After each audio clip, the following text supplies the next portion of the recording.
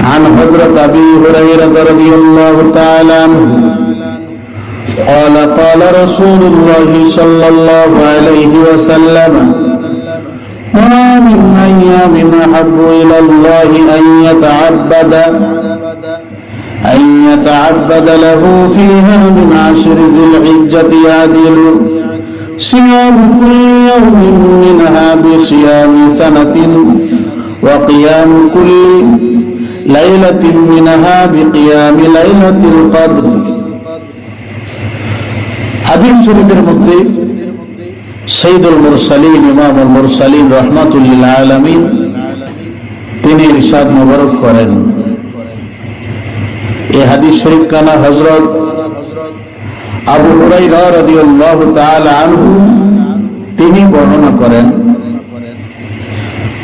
নূরে মুজাসসাম হাবিবুল্লাহ নবীদের নবী রাসূলদের রাসূল হুজুর পাক সাল্লাল্লাহু আলাইহি ওয়াসাল্লাম তিনি ইরশাদ মুবারক করেন, দিন সমূহের মধ্যে এমন কোন দিন নেই যে দিন সমূহের ইবাদত মহান আল্লাহ পাক ওনার নিকট পবিত্র জিলহজ শরীফ মাস ওনার প্রথম 10 দিনের ইবাদত অপেক্ষা অধিক প্রিয় বা পছন্দনীয়।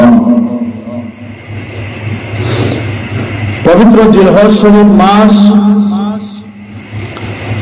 ওনার এখন 10 দিনের প্রতিদিনের প্রতি রোজা ফজিলত হচ্ছে 1 বছর রোজা রাখার সমপরিমাণ।